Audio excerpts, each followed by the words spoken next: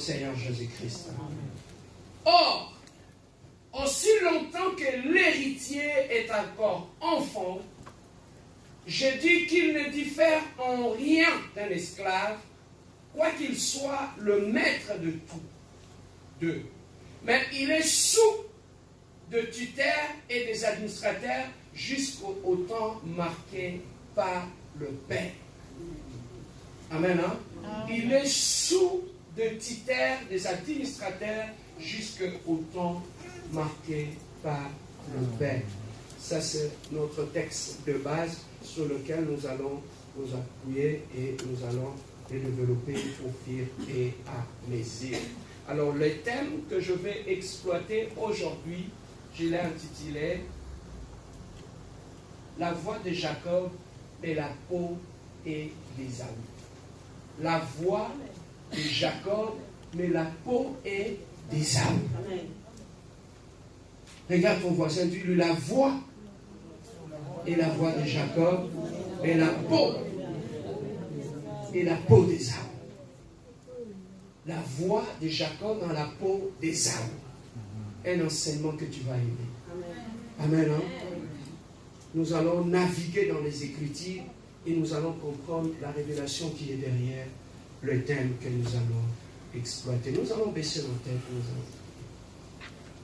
Éternel Dieu de gloire, maintenant que nous voulons parler de ta part, laisse que l'homme puisse disparaître afin que le divin puisse apparaître et communiquer ta pensée à ton peuple, éternel Dieu, communiquer ta voix à ton peuple, éternel Dieu. Je recommande ces temps précieux entre tes saintes mains. J'annule tout esprit de divagation de pensée, de somnolence, de fuite de mémoire. Je le repousse loin de cet endroit au nom puissant de notre Seigneur Jésus-Christ. Tout esprit d'incrédulité, d'intellectualisme, de rejet de la parole, de résistance à la parole, je les annule au nom puissant de notre Seigneur Jésus-Christ, Seigneur. Laisse que tu puisses donner à tout un chacun de nous un entendement de disciples, afin que nous puissions sonder ces Écritures et comprendre quelle est la pensée de Dieu derrière ces Écritures. Voilà pourquoi moi et mon frère et ma sœur, nous te disons gloire et louange à toi, Seigneur Jésus-Christ. Oui. Papa, remets-moi le Galates chapitre 4. Ok, merci, papa. Alors, ici, on est en train de nous parler, la Bible nous dit, lorsque un père qui est bien organisé veut mourir, il s'arrange toujours, avant sa mort, d'inscrire sur un bout de papier ses dernières volontés. Il inscrit sur le papier ce qu'il veut que ses volontés puissent s'accomplir, même lorsqu'il ne sera pas présent.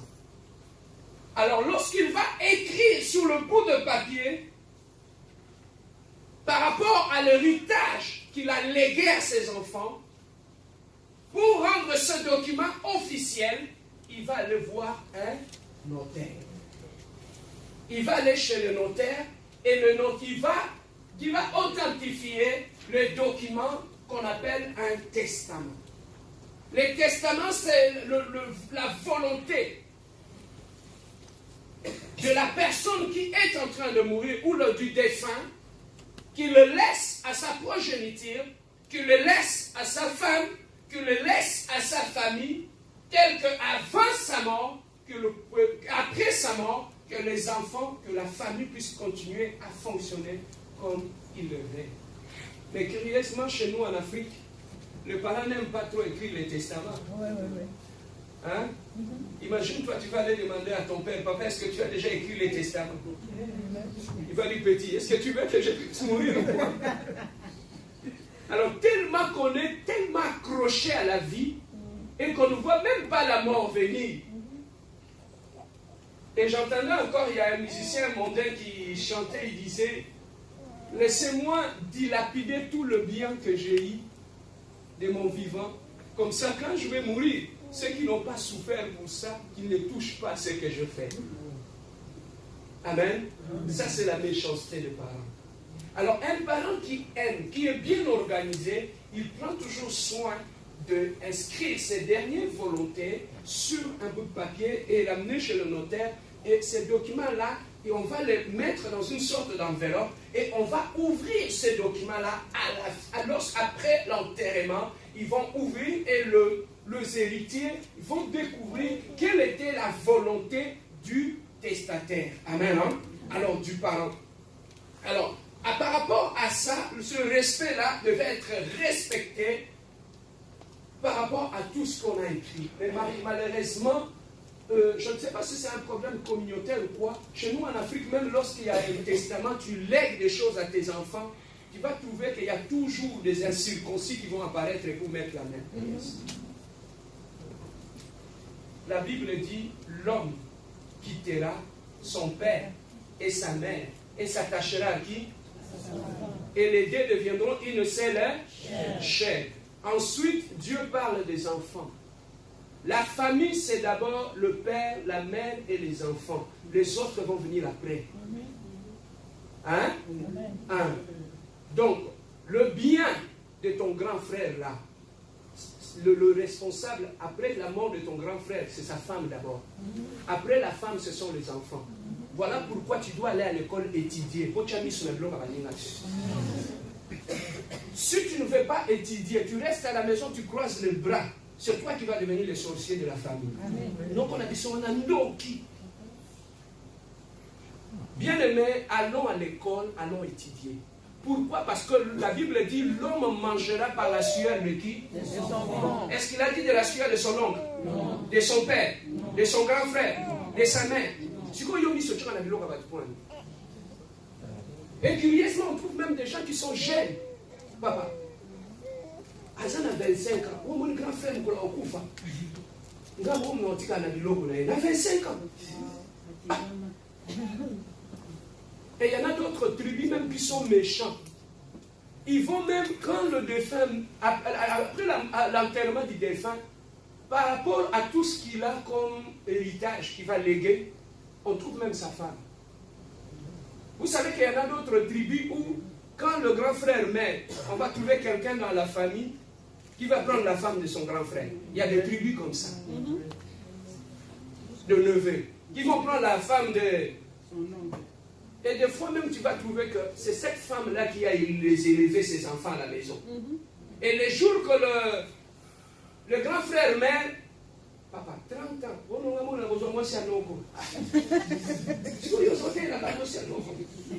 rebelle.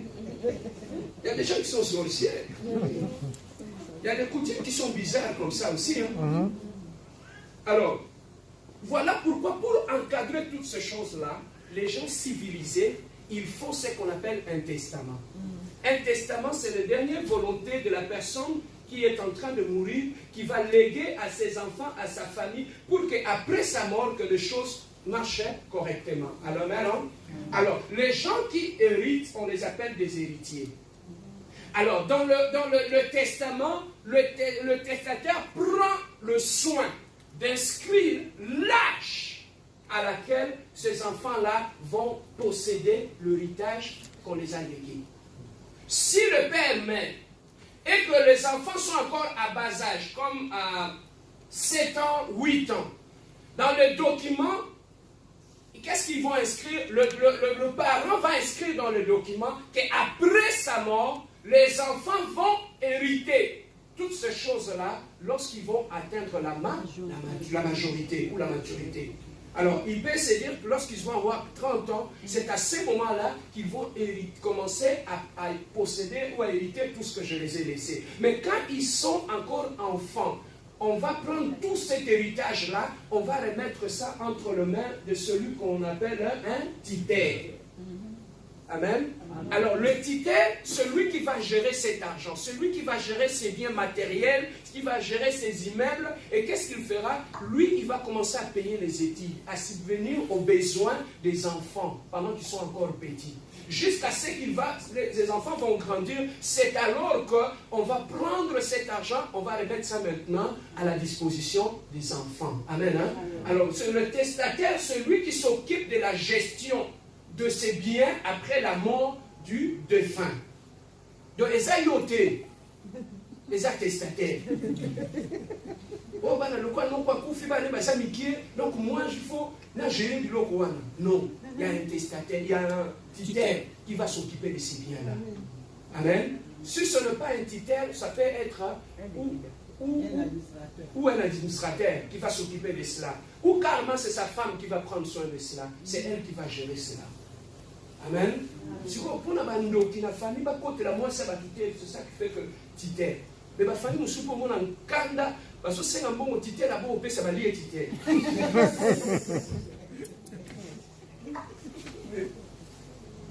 Amen. Hein? Alors voilà ce qui arrive. Alors maintenant, pour que l'héritier puisse entrer en possession de son héritage, il doit atteindre la majorité. Il doit devenir adulte.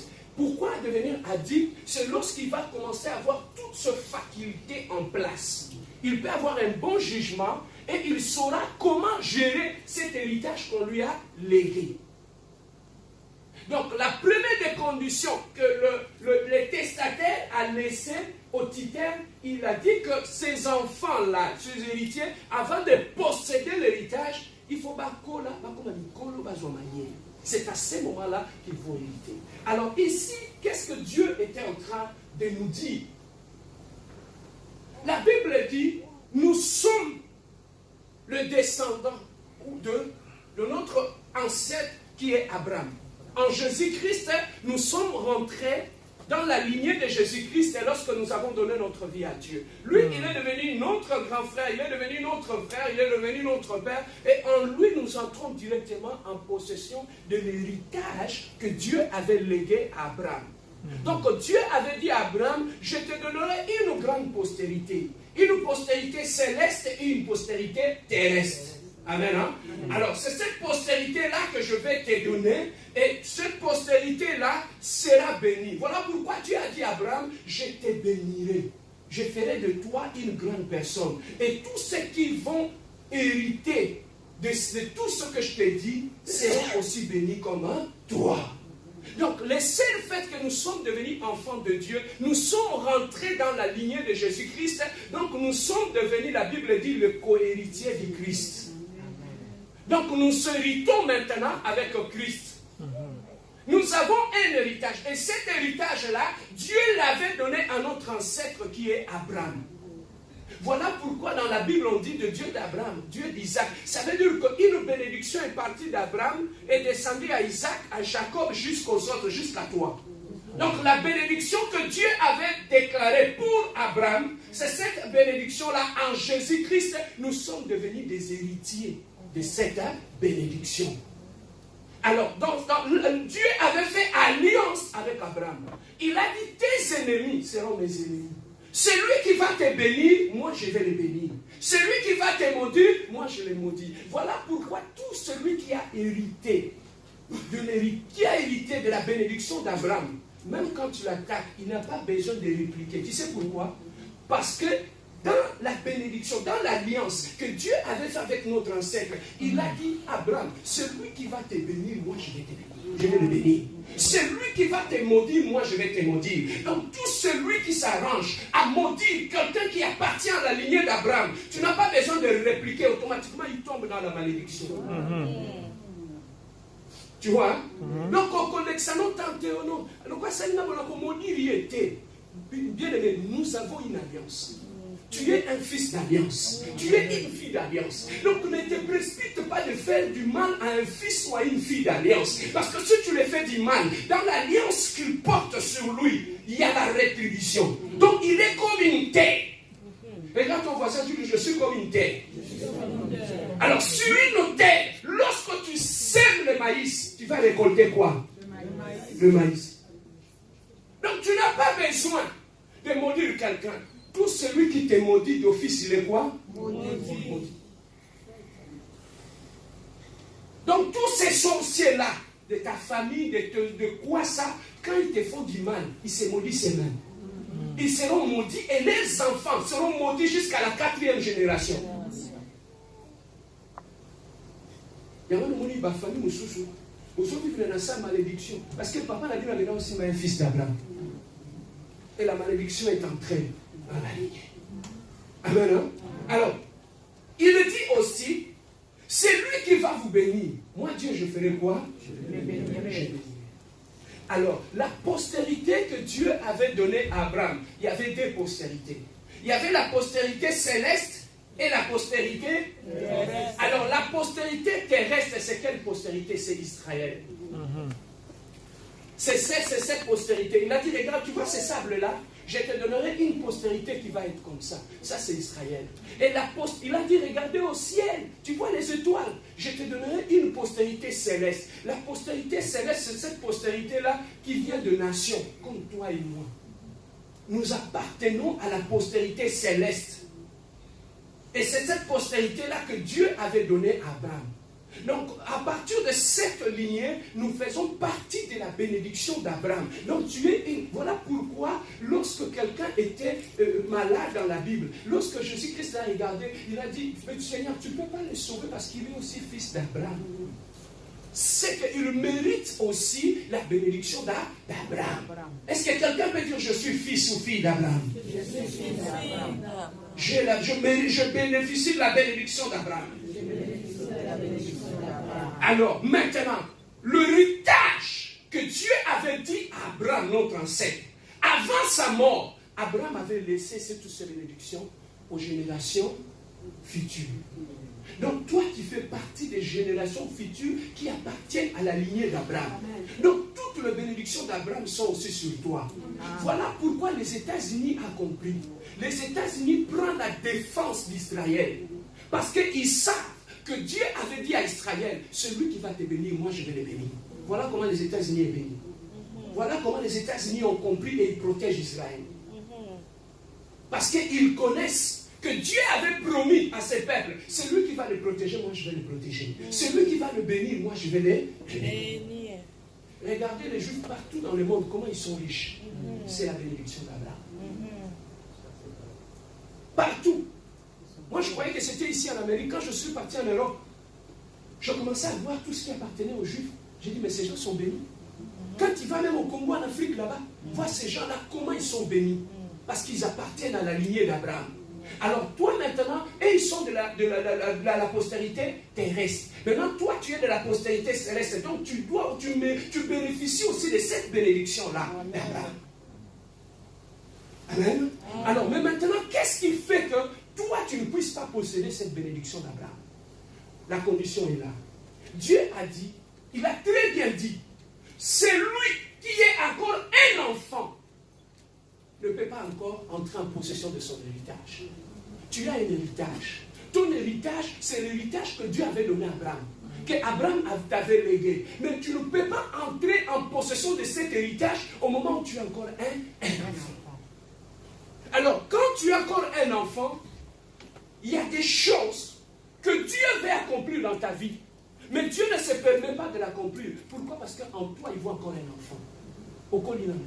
Voilà pourquoi, bien aimé, je peux aimer mon fils. Je l'aime beaucoup. Mais lorsque mon fils me demande, papa, pour mon anniversaire, achète-moi une voiture. Quand bien même je peux lui acheter une voiture. Quand bien même je l'aime. Mais c'est son âge qui va me bloquer pour lui acheter sa voiture. T'as compris? Alors, lorsque tu demandes des choses à Dieu, il y a des choses qui peuvent bloquer la main de Dieu. C'est lorsqu'il voit ton âge. Je ne parle pas de l'âge physique, je parle de l'âge mental, de l'âge spirituel. Amen. Donc, ton âge, l'immaturité peut empêcher que Dieu puisse te bénir. Tu peux même demander à Dieu le mariage. Et lorsque en toi, Dieu voit encore une petite fille, il ne peut pas te bénir. Lorsque Dieu, tu demandes, oh, Seigneur, je vais me marier, je suis un homme, Seigneur, donne-moi une femme. Cette prière va aller comme du vent. Pourquoi? Parce qu'en toi, Dieu voit encore un garçon. Dieu ne contredit jamais sa parole. Il a dit l'homme quittera et s'attachera. Il n'a pas dit les garçons. Donc, si tu veux que Dieu te donne une bonne femme, commence par devenir un garçon, un homme.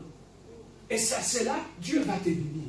Donc, l'immaturité que nous avons peut empêcher Dieu d'accomplir certaines choses dans nos vies. Dans votre couple, quand vous êtes immature, il y a des choses que vous pouvez demander à Dieu. Nous avons appelé ça noter. Parce que quand vous avez dit, prenez des enfants, mettez-les à la maison. Tu vas passer le temps à gérer la chicane. Des gens qui sont matures, ils connaissent les limites. Ils ne se disputent pas comme des enfants. Voilà pourquoi au sein ensemble, Dieu ne vous donne pas. Parce que lorsqu'il vous regarde, il vous voit immature. J'ai un ami au travail, ils ont acheté une maison à Laval. Ils étaient bien, le couple était bien. Vous savez, quand vous achetez la maison, il y a l'hypothèque qu'il faut payer. Il faut serrer certaines pompes pour donner l'argent à l'hypothèque. Quand on a commencé à serrer, les chicanes ont commencé. Ils ont fait 6 mois dans la pour les conflits. Ils avaient le moyen. Mentalement, ils étaient immatures pour gérer cette bénédiction. Et le seul fait que quand tu es un enfant, tu soulèves quelque chose plus lourd que toi. Quand les mains sont au-dessus et que tu ne peux plus supporter le poids, ça fait quoi? Ça t'écrase.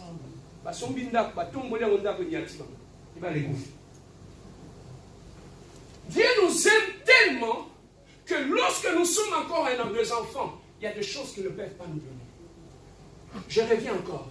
Je peux avoir mon fils, je l'aime bien.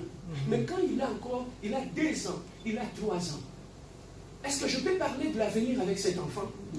Est-ce que je peux lui parler par rapport à l'héritage que je vais lui laisser? Est-ce que je peux lui parler par rapport à son avenir? Qu'est-ce qui bloque cela? Son âge. Voilà pourquoi dans tes conversations avec Dieu, il y a des choses que tu as du mal à initier. Ça peut être mon enfant. Il est encore au bas âge. Mais tu vas trouver que ma relation avec mon enfant sera limitée. Limitée par quoi? Par son âge. Donc il y a certaines conversations que je ne peux pas avoir avec lui. Pourquoi? Parce qu'à cause de son âge. Donc il y a des choses que nous avons. Dieu n'arrive pas à te parler parce qu'il voit encore un enfant en toi. Quand bien même tu peux avoir 100 ans, mais lorsque mentalement tu es encore un enfant, il y a des choses que Dieu ne peut pas te dire. Mais comment Dieu peut commencer à te révéler le problème des gens quand encore tu as du mal à contrôler ta bouche? Tu demandes à Dieu, mon Seigneur, je veux que le grâce les dons. Mais Dieu va t'ouvrir les dons. Tu vas entrer dans le secret des vies des gens. Quand tu n'es pas discret, comment Dieu va te le dire les choses? Il y a des choses que tu demandes à Dieu. Dieu ne te les dit pas. Tu sais pourquoi? Parce qu'on le va nous. On peut lui s'appeler en Zambie.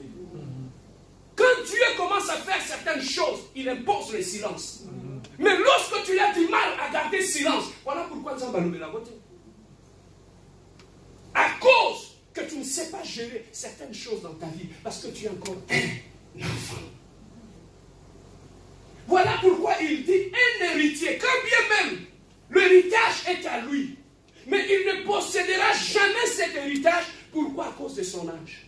Dieu peut s'empêcher de faire des choses dans ta vie, tout simplement à cause de ton âge spirituel. Tu es encore immature.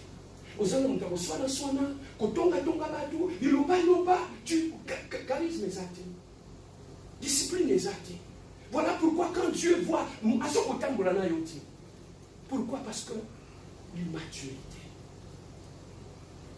Voilà pourquoi il y a des choses. Papa, la Bible dit, nous ne cherchons pas la bénédiction, mais la bénédiction nous accompagne. Voilà pourquoi il a dit dans sa parole, voici le miracle qui accompagneront ceux qui auront cru. Il n'a pas dit, voici le miracle, ceux qui auront cru accompagneront le miracle. Non, nous, c'est le miracle qui nous accompagne. Donc, il a donné l'ordre au miracle, aux bénédictions de nous accompagner dans notre vie. Amen. Alors voilà, c'est que la bénédiction que Dieu a réservée. Lorsque tu lis dans ta Bible, Dieu a dit, je connais le plan que j'ai formulé pour vous. Le plan de bonheur et de paix. Afin que vous puissiez avoir un avenir et de l'espérance. Ça, c'est la Bible qui dit. Donc, dans tout un chacun de nous, il y a un plan de bénédiction.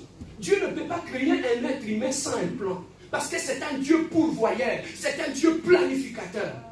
Il ne peut pas créer une personne sans prévoir qu'il y a un plan de bénédiction dans ta vie. Mais pourquoi tu n'entres pas dans ta bénédiction? Parce que tu ne connais pas ce qui est important et ce qui est prioritaire dans ta vie. Tu n'as pas de priorité. Voilà pourquoi Dieu a du mal à te faire entrer dans le plan de Dieu. Parce que tu es encore un enfant. Est-ce que je peux avancer? 1 Corinthiens chapitre 13, verset 11. 1 Corinthiens chapitre 3, Toi, tu n'as pas de cahier, tu ne prends même pas note. Aïe, aïe, aïe. Tu n'as pas de cahier, tu ne prends pas note. Ça démontre que dans ta vie, il y a une négligence. 1 Corinthiens chapitre 13. Je lis au nom de notre Seigneur Jésus-Christ. Lorsque j'étais un enfant, j'étais qui? Un enfant. Je faisais quoi? Ensuite, après,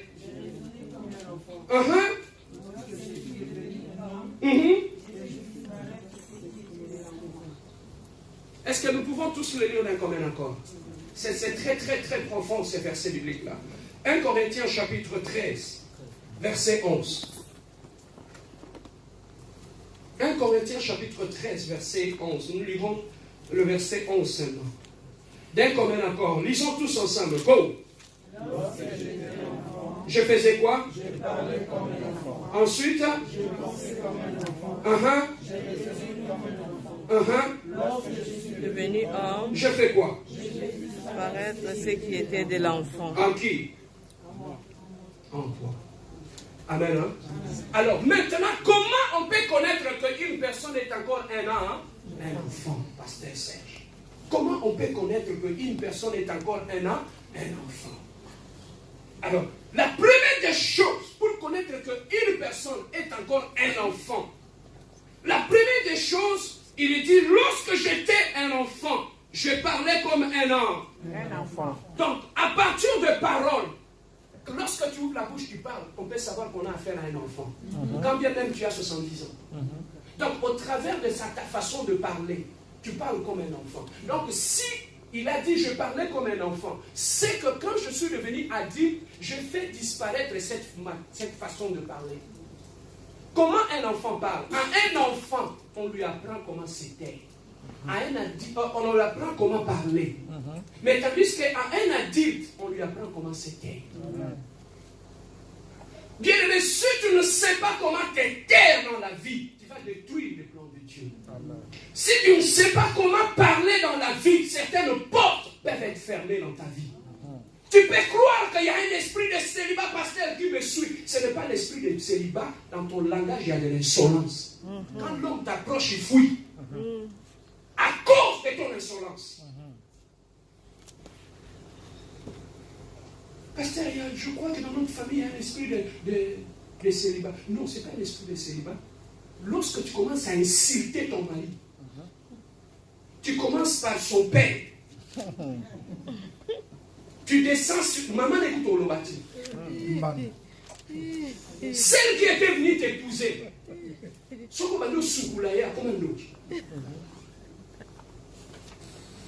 Tu ne sais pas la personne que tu t'attaques, c'est une femme, c'est une fille d'Abraham. Par manque à sagesse, pourquoi Taliban là, pourquoi comme un maudit, Taliban n'est pas ok. À cause de ton langage, quand tu commences à insulter son père, ensuite tu descends, ma cousine, tu vas le balayer.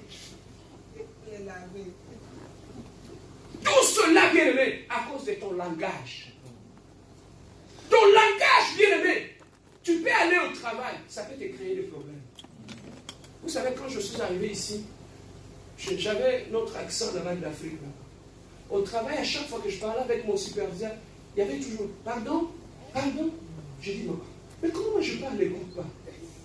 Pardon? Qu'est-ce qu'il a dit? Pardon? » À partir de là, j'ai appris maintenant. J'ai dit « Ah, donc, ils ne comprennent pas mon langage. » C'est ça qui fait que ça nous bloque. Je vais commencer à adopter leur langage. Je ne dis plus « Éteins la lumière. » Ferme la lumière. Je ne dis plus ferme la porte. Barre la porte. Je ne dis plus ça c'est ta voiture. Non, ça c'est ta charrette.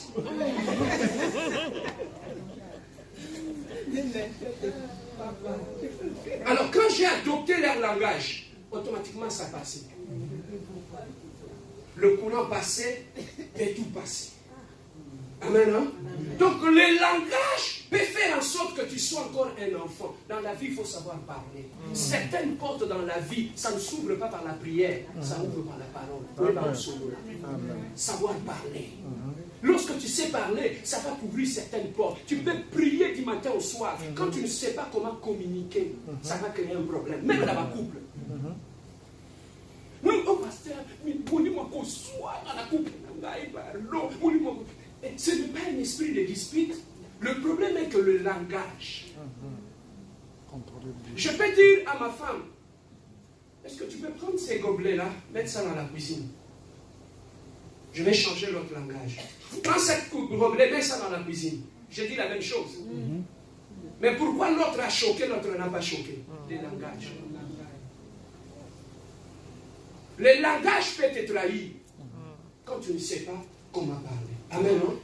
Alors, amène aussi ta maturité. Il faut que tu amènes aussi la maturité au niveau du langage. Parler comme un adulte. Un adulte, dans son langage, on trouve la politesse, la considération, le respect des autres. Le respect. Problème de langage. On lui prend la langue à compassion. Ah oui, ça va être ça.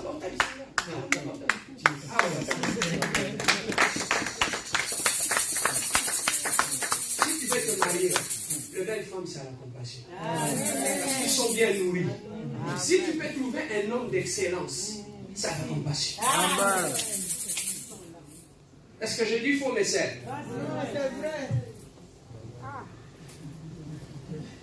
Est-ce qu'on peut continuer? Donc, à part le langage, lorsque j'étais un enfant, je parlais comme un enfant. La deuxième des choses, je pensais comme un enfant. Même sur le plan, il y a réflexion. Et ça, la Batouming, tu peux trouver, il a 50 ans, mais quand il réfléchit comme un garçon de 15 ans. Donc, pour la maturité, c'est aussi une question de bien réfléchir. De réfléchir comme un adulte. Réfléchir comme un adulte, c'est quoi? Réfléchir comme un adulte, ça veut dire qu'avant de donner un point de vue, tu dois connaître les tenants et les aboutissants. Tu ne peux pas dire comme Bayelio, au Yémen, tout n'a pas coloté, au côté, tu vas dire sa point de vue. Par rapport, il y a quoi? Par rapport à quoi? Même quand on te dit quelque chose, un adulte, comment il réfléchit? Ok, laissez-moi le temps de réfléchir, je te reviens demain avec ça. On doit coller. Il ne réagit, ce n'est plus l'impulsif. Maintenant, il commence à réfléchir, à mûrir quelque chose et à le dire. C'est ça la maturité. Tu ne réagis plus sous des coups, sous des réactions. Ce n'est plus le motif qui conduit ta vie, mais c'est la réflexion qui conduit ta vie.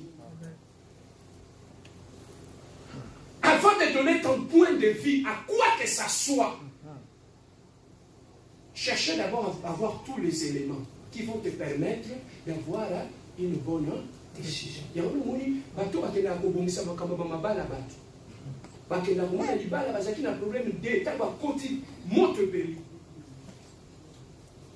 pourquoi? Parce qu'il n'a pas la capacité mentale de réunir tous les éléments et de savoir qu'est-ce qu'on peut donner comme conseil à un couple. Est-ce que je peux avancer? La réflexion. Lorsque tu ne réfléchis comme un enfant, ça peut te créer des problèmes partout dans la vie où tu es là. Quand tu es là, on se passe à l'ébouille, c'est ça qu'on a bouillé. Se passe à l'ébouille, ça qu'on a bouillé. C'est pas qu'il bouillé, et ça, après c'est un beau tété, ça veut dire que ça a un problème dans la vie. Tu es encore un enfant, tu réfléchis comme un enfant. Tu ne sais pas que quelqu'un peut venir à l'église, a eu problème dans le il met les âmes à la montée. Pourquoi nous, le problème chez nous, Batomanga, on saute rapidement aux conclusions. On ne réfléchit pas. Même moi, j'étais aussi dans ces choses-là. Quand j'ai appris ces choses-là, je me suis dit non, on ne peut pas sauter directement dans la conclusion. Sans de chez quand tu as un problème, ils vont envoyer un psychologue. Il va commencer à étudier pourquoi Yibi. Environnement, il n'y a pas vivre nango. La réalité, il n'y a pas vivre nango. On ne saute pas pour commencer à lapider la personne. Ça, c'est nous. Amen. C'est nous. Tu maltraites ta femme à la maison. Moi, je suis comme la mère. C'est de l'impolitesse. Au lieu de chercher à comprendre quelle a été mon attitude. Peut-être c'est mon attitude qui a fait que cette femme réagit comme ça. Aucune église fait pareil. Amen, oui. C'est la vérité. Amen. Hein? Amen. Alors, la façon de réfléchir. La discussion sur un couple, ça n'a aucune quitté. Vous ne réfléchissez pas. C'est ça qui fait que moyen pour trouver terrain d'entente des alliés. Dans un couple où on ne réfléchit pas, moindre secousses il y a couple, parce qu'on a une solution du banda. Parce que même pas capable de vendre comme des adultes et réfléchir pour trouver la solution dans leur maison. Balingi, cerveau est athée, cerveau est banda. Il y a un seul problème. Il faut réflexion, tu n'es pas maman du banda. Tu n'es pas ya papa, n'a pas pour appliquer dans le couple. Ça veut dire que vous êtes encore un couple d'enfants. Un couple où les gens sont devenus matures, ils doivent être capables de s'asseoir, de réfléchir, de trouver une solution par rapport à leur propre problème. Est-ce que je peux avancer? Amen. On va avancer rapidement. Alors, la troisième des choses, j'ai raisonné comme un enfant. Alors, lorsque je suis devenu un homme, j'ai fait disparaître tout ce qui était d'enfant en moi. Donc, la maturité, c'est quoi? C'est de faire disparaître tout ce qui est de l'enfant en toi. Amen. Quand tu deviens mature, ma priorité est changée. On a fait une samedi. On a fait lamba, on a fait sapato. On a fait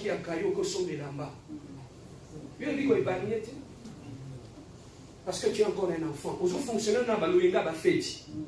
Alors que Baninga va vendre, va se planifier à venir.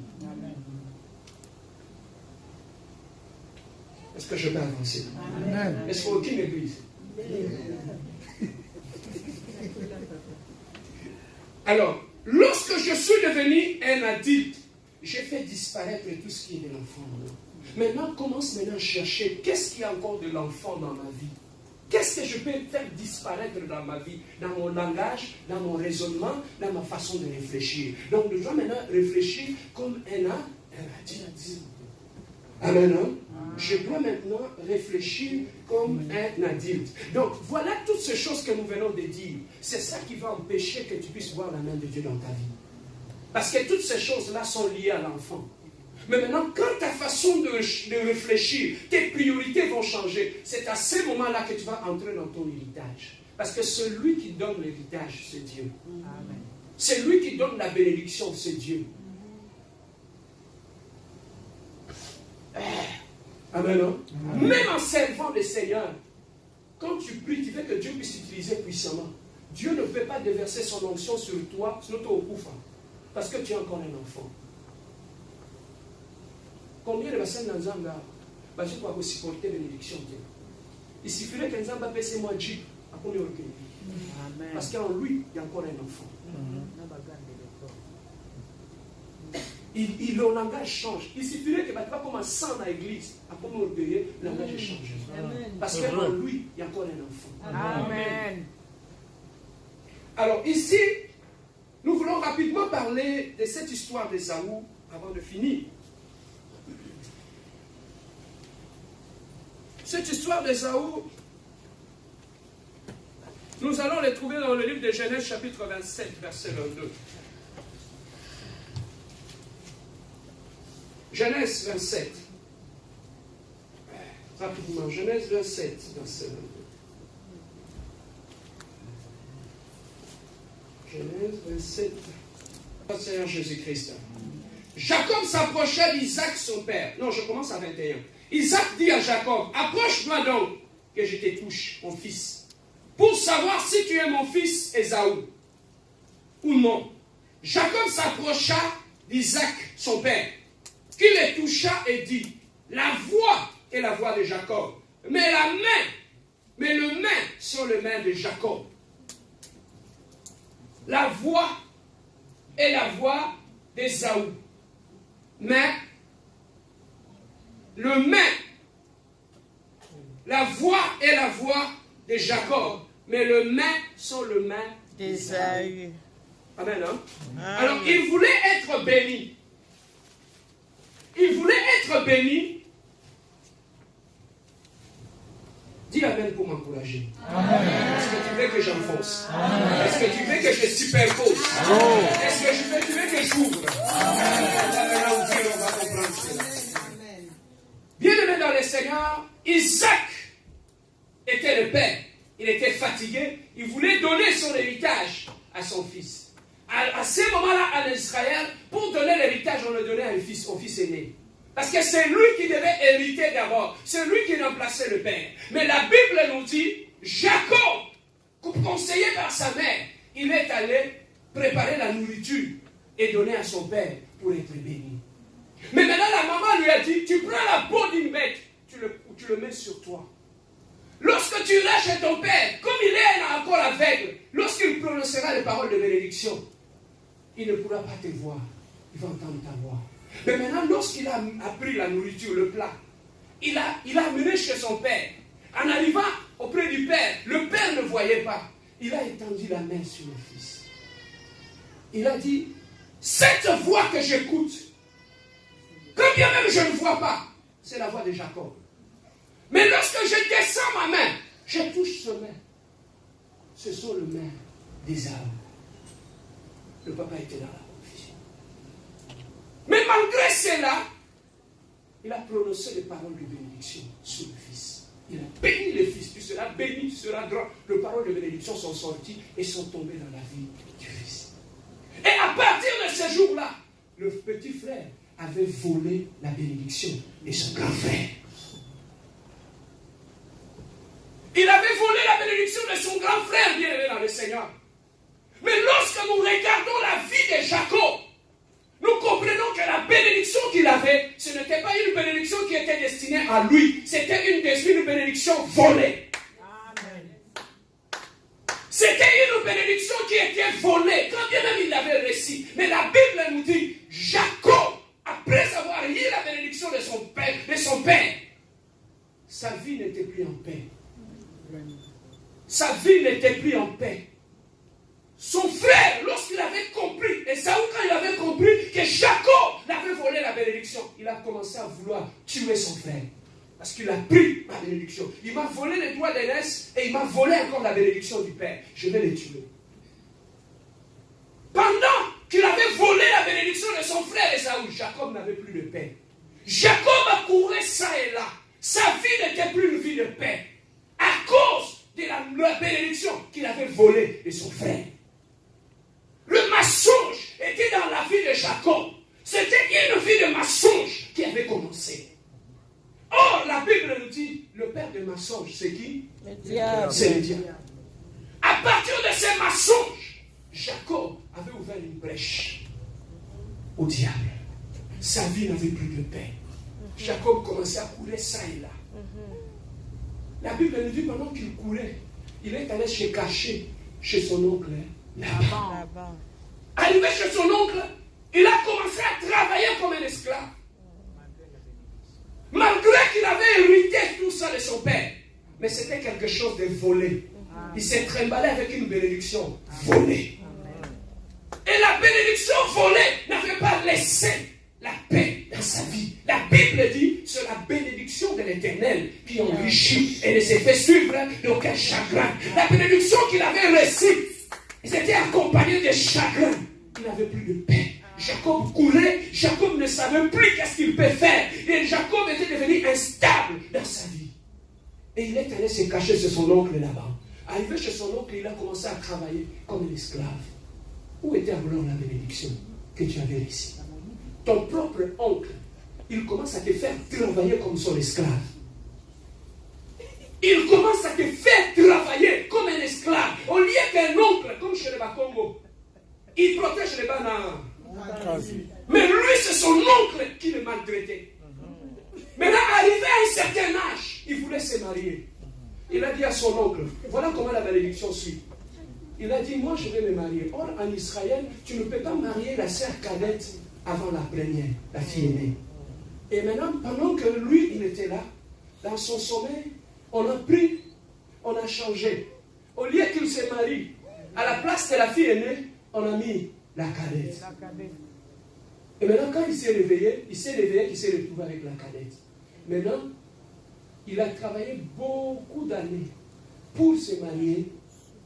Parce que son oncle a dit, au lieu de payer la dot, tu vas travailler pour moi. Alors moi, je vais commencer à soutirer cet argent. Après, je vais te donner ta femme. Donc, c'était sa nièce, sa cousine. Alors, quand il a travaillé, directement, ils se sont retrouvés le matin quand il s'est réveillé. La femme qui était sur son lit, ce n'était pas la femme qu'il avait choisie. C'était la cadette. C'était la cadette. Maintenant, le matin, quand il est l'aînée. sorti, Léa, l'aînée. Ouais. Alors, quand elle est sortie, le grand frère a dit, mais papa, ici c'est nous, tu ne sais pas qu'on ne peut pas épouser la cadette avant la grande sœur. Donc tu vas travailler encore pour avoir la sœur aînée, avoir l'aider. Imagine, toi, tu as travaillé, prenons par exemple, tu as travaillé pendant 30 ans. Et tu as eu la sœur cadette. Quand tu te réveilles le matin, et tu te réveilles sur ton lit avec la sœur cadette. Et tu vas aller voir ton oncle, et ton oncle te dit, tu vas travailler encore 30 ans pour la grande sœur. Alors là, tu vas totaliser combien? 60 ans en train de travailler. Quand est-ce que tu vas commencer ta vie? Voilà jusqu'où la malédiction. Une bénédiction volée l'a conduit. La Bible nous dit, pendant ces temps-là, il continue à courir. Il continue à vivre. Mais la bénédiction qu'il avait n'était pas sa bénédiction à lui. Papa, maintenant écoute. Lorsque Isaac voulait bénir Jacob, il a dit, la voix que j'entends, c'est la voix de Jacob. Mais la peau, quand je touche, c'est la peau d'Isaïe. Bien-aimé, lorsque tu as la voix de Jacob et la peau d'Isaïe, tu n'auras jamais de paix dans ta vie. Tu sais c'est quoi avoir la voix de Jacob et la peau d'Ésaü? La voix, c'est quelque chose qui vient de l'intérieur. La peau, c'est quelque chose qui est extérieur. Quand tu es un faux chrétien,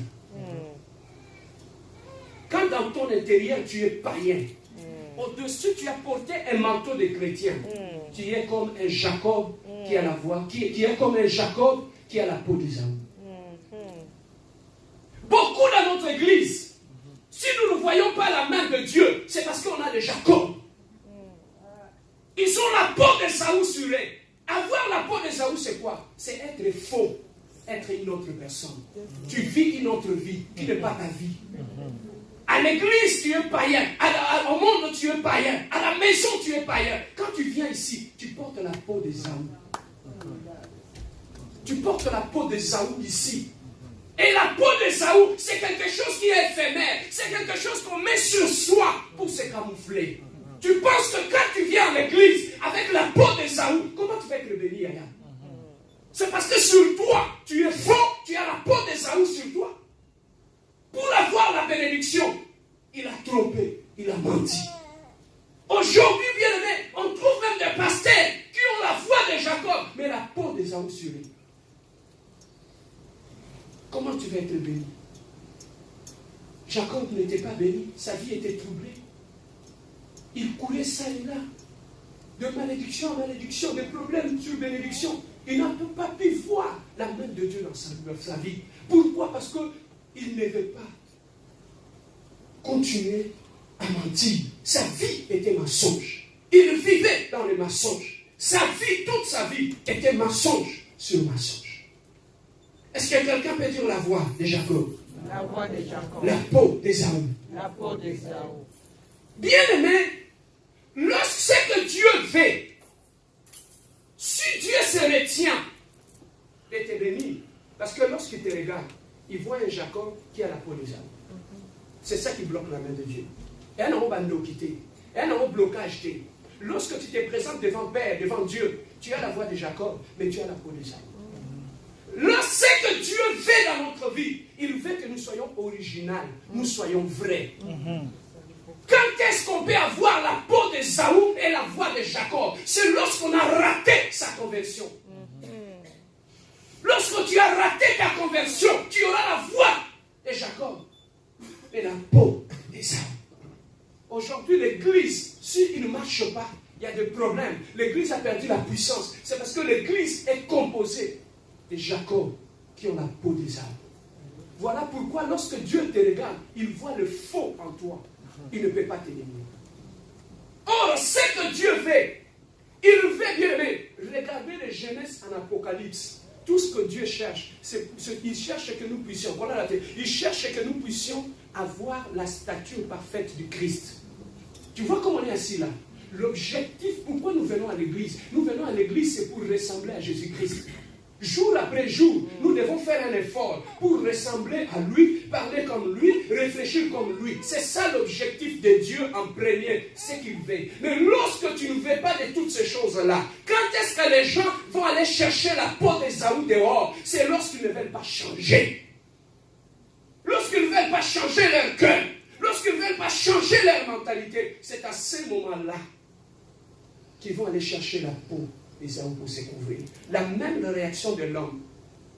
Dis-moi amen que je continue. Amen. On rentre en Éden.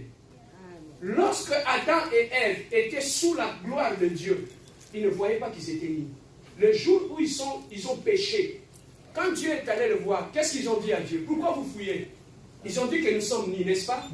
Alors, pour couvrir leur nudité, après avoir perdu la gloire de Dieu, la Bible dit qu'ils sont allés chercher des feuilles de figues. Des figuiers, ils se sont couverts. Basu makasa, banizibabo nudité na bango. Maintenant là, ce que buki makasa, aussi bien nudité na yo, na tongo. Tant que comme on a pourquoi, makasa au kaukate, nudité au bimalibandate. Voilà ce qui se passe dans ta vie. Ozwa makasa ozipika mansum na yo. Ozipika méchanceté na yo. Ozipika hypocrisie na yo. Yanga no mona kana pourquoi ce que va faire wana kauki méchanceté le dit. Est-ce que je peux avancer? Amen. Est-ce que je peux avancer? Amen. Est-ce que quelqu'un est en train d'être béni? Amen. Adam et Ève avaient perdu la bénédiction. Ils se sont couverts de feuilles de figuier. Mais maintenant, tel homme est né dans ça. Quand Dieu est venu le restaurer, Dieu a vu leur nudité. Qu'est-ce que Dieu a fait? Il a pris un animal, il a tué, il a arraché la peau de l'animal, il les a couverts. Poya nyama ikaukati ebombi bonumu na biso nous ça y est sur ça mais yo ce qu'on limité à donner une réclamation. Peut-être aussi j'étais à Kinshasa, les gens allaient être debout. Bien aimé, c'est ça ce que Adam et Ève avaient fait. Ils ont couvert leur nudité avec le feuille. Mais maintenant, bien aimé, c'est ça ce que Ésaü a fait. Pour couvrir son mensonge, il a pris la peau de la bête. Il s'est couvert. Mais bien aimé, il était faux, il n'était pas vrai. Mais ce que Dieu veut dans ta vie, dans ma vie, afin que nous soyons vrais. Et que nous puissions devenir des hommes. Il y a beaucoup de bénédictions, bien aimé, que tu attends dans ta vie. Mais si tu ne les as pas, ce n'est pas parce que tu pries mal, c'est ton âge spirituel qui crée un problème. C'est ça qui crée un défaut dans ta vie. Même le mariage. Si vous voulez vivre un mariage heureux, Yaya, soyez les adultes. Les bas les comme un micolo, les ailes banati. Oui, pas les motions dans l'air, parce que vous avez un ban. Beaucoup de micolo, micolo, va raisonner. Va finir la partie. Va discuter pas en pambati. Va être capable, il y a que se dépasser. Va être capable de surpasser orgueil naïe, ego naïe, pour trouver la paix. Tu fais que j'enfonce. Moi, je suis un sage, un intelligent. Avec les balles, les ayanga.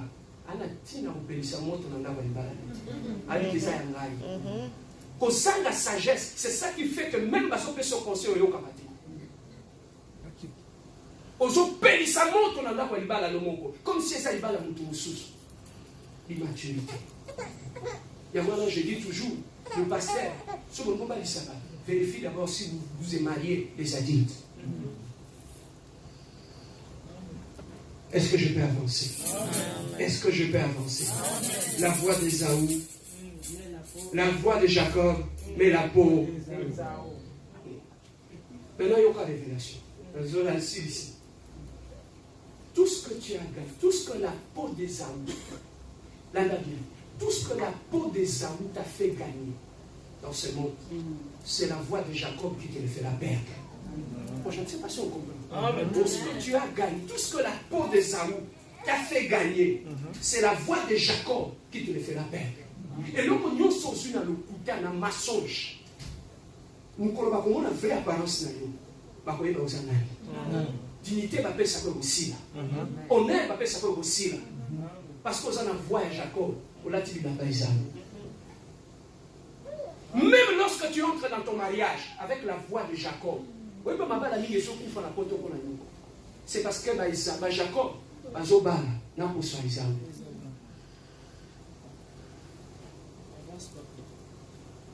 Nous avons bali la voix de Jacob. Mais pour soit libal, à quel capo Esaü a dit.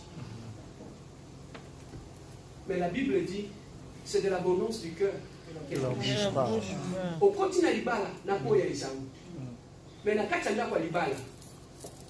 Et donc au moment libala, il s'est dit, il y a Jacob. Nature n'a yo des gouboma. C'est ça qui fait que nous avons des problèmes dans nos mariages. Parce que Jacob a les Esaü.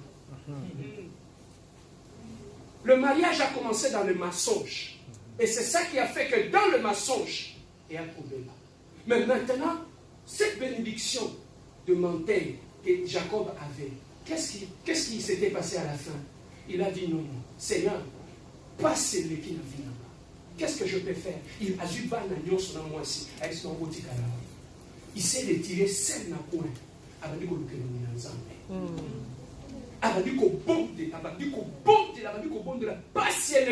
il a pris une pierre comme oreiller à Dieu. Et Dieu a vu l'amour que cette personne avait, la repentance du cœur de cette personne. La Bible dit au milieu de la nuit, il a vu une échelle descendre du ciel. Dans sa combi, à mon échelle les autres. Il a vu des anges monter et descendre. Ça va lui commémorer la bénédiction de Dieu. Directement, il a vu l'ange apparaître dans sa vie. Nabutu, passe l'équipe. Ali Masitikala, Banabatika, Nalugana, Nzambe, Yangai. Le pas moli à Yaya, et je vais me problème. Maintenant, je vais chercher ma propre bénédiction. Et c'est parti, l'ange est venu le visiter au milieu de la nuit. Il a vu l'ange apparaître. Il a dit, je ne te laisserai pas, sauf par mon âme. Il s'est accroché à l'ange. L'ange a dit, laisse-moi, je vais partir. Il a dit, je ne te laisserai pas, je vais rester là. Et jusqu'à ce que tu vas me bénir. L'ange a dit, Pundina Jacob. A suivi nous aider. A petit Jacob n'a l'écho. Jacob. Ange et Bouka. Directement, l'ange lui a dit, Jacob, je vis ta repentance et ton amour. À partir d'aujourd'hui, qui cesse d'être Jacob, je te fais de toi Israël. Qu'est-ce que cela veut dire? C'est Jacob qui avait volé la bénédiction. N'a su Jacob wana na bounier. N'a su Esaü na longolier. Maintenant, on a vu Israël n'a initié le quartier. Jacob a cessé de marcher avec la bénédiction d'Ésaü. Il commençait maintenant à marcher avec sa propre bénédiction. Le Dieu de Jacob. Amen. L'ancêtre. 12 tribus à Israël. Babylone a dit Jacob. Tant que soit une bénédiction de Yaya, l'ongola pour Ésaü. Sois toi-même devant Dieu. L'ongola hypocrisie, l'ongola mensonge, l'ongola kindumba, l'ongola motema mabe, pour que nous avons comme Israël. Est-ce que quelqu'un est béni ce matin? Oh, lève-toi là où tu es, nous avons fini. Dieu veut que tu puisses atteindre la maturité pour qu'il puisse te bénir. Il y a beaucoup de choses que Dieu veut accomplir dans ta vie, mais il veut que tu puisses monter dans la maturité. Bien aimé, chercher la maturité. La maturité, en fait, c'est quoi aussi? C'est le renouvellement de l'intelligence. Que ton intelligence soit renouvelée. Ta façon de parler soit renouvelée. J'aimerais que quelqu'un puisse prendre une décision avant de sortir de ces lieux. Nous avons les yeux baissés. Revois maintenant ta vie. Est-ce que tu n'as pas sur toi la peau d'Ésaü? Est-ce que tu n'as pas sur toi la voix de Jacob? Pourquoi Dieu ne te bénit pas? Pourquoi tout ce blocage dans la vie? Pourquoi c'est comme si Dieu ne t'entend pas? C'est parce que tout est faux en toi. À la maison, tu es une autre personne. Quand tu viens à l'église, tu es une autre personne. Toi-même, tu es conscient. Lorsque tu regardes tes pensées, lorsque tu regardes ta vie cachée, est-ce que tu n'es pas un Jacob dans la peau d'Ésaü? Mais aujourd'hui, Dieu veut te bénir. Mais la première des conditions, enlève la peau d'Ésaü. Mais pour que Dieu puisse, lorsque l'ange avait béni Jacob, il avait brisé la hanche comme symbole de la bénédiction. Dieu ne peut pas te bénir s'il ne brise pas quelque chose en toi. Jacob, pour qu'il soit béni, l'ange l'avait brisé la hanche comme symbole de la conversion et du changement dans sa vie. Dieu doit briser ton orgueil. Dieu doit briser ton hypocrisie. Dieu doit briser la méchanceté du cœur. Dieu doit briser la colère en toi avant qu'il puisse faire de toi Israël. Jacob, écoute-moi. Jacob, écoute-moi, Léa. Dieu veut briser quelque chose en toi. Laisse-lui le temps de briser quelque chose dans ton caractère, dans ta vie. Nous avons des yeux fermés. Observe maintenant. Que tu peux tout et que rien n'est à demander à Dieu, enlève le faux en moi. Je vais être original. Je vais être la personne que je suis. Je ne veux pas vivre dans la peau d'une autre personne. Je n'ai assez de vivre dans la peau d'une autre personne. Je n'ai assez de faire semblant. Je n'ai assez de vivre dans l'hypocrisie. Seigneur, comme Jacob, je viens auprès de toi. Seigneur, enlève le faux en moi. Élève ta voix. Prions notre Dieu, alléluia. Adonai, le Dieu tout-puissant, l'admirable, le Père Toi qui es le Dieu connu. Tu dois te débarrasser de cette peau-là que tu portes. Ça te présente une autre apparence. Maintenant, tel que tu es là, tu dois faire cette prière avec moi. Concentre-toi, tu vas prier avec moi. Dis, Seigneur Jésus, j'ai écouté ta parole. À partir d'aujourd'hui, je prends la décision, une décision ferme, de me débarrasser de la peau d'Ésaü. Au nom de Jésus, à partir d'aujourd'hui, je cesse avec l'hypocrisie, les mensonges, les mauvaises voies, et je m'adonne à toi entièrement. Seigneur Jésus, lave-moi par ton sang, purifie mon corps, purifie mon âme, purifie mon esprit. Seigneur Jésus, je me livre entièrement à toi. Je vais marcher sur la voie nouvelle. Toi, tu es le chemin, la vérité et la vie. Toi, tu es la lumière. Sois la lumière de ma vie. Oh Jésus, entre tes mains, je m'abandonne. Sois concentré.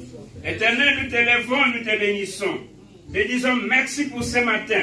Nous te disons merci pour ce moment. Nous te disons merci pour ta parole qui a retenti dans nos oreilles, dans nos cœurs. Seigneur, c'est toi qui l'as voulu ainsi, t'adresser à ton peuple, afin que ton peuple change de voie, afin que ton peuple s'adonne à toi, afin que ton peuple marche dans la vérité et reste dans la vérité. Seigneur, bénis ton peuple qui a pris une décision. Bénis ton serviteur par qui tu as parlé. Que ta grâce et bénédiction tombent dans cette église. Ouvre nos yeux spirituels. Donne à chacun une orientation nouvelle. Que ta gloire soit sur nous.